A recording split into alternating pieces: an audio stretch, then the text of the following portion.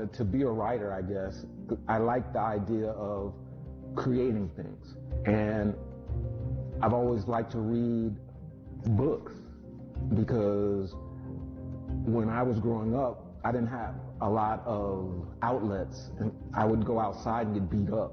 So I didn't want to go outside and get beat up. So the thing for me was to simply lose myself in reading or lose myself in creating ideas of worlds and visions of, I don't know, everything that I could imagine. I have always been really creative, and so like when I was a kid, I liked army men.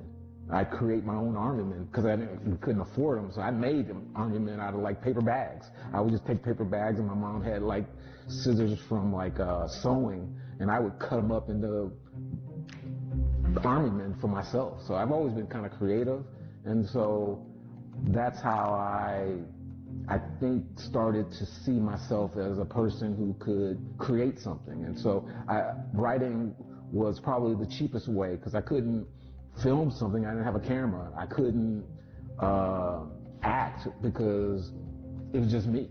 And I couldn't imagine myself acting alone. I take that back. I did remember trying to be Marcel, the guy who was the pantomime guy who would do this stuff. And I was like, that's kind of stupid. So, and then I was doing it on my own, in my own apartment. And I was like, yeah, I don't want to do that because I'm already a small little freak. And imagine being a small little freak who's miming and black.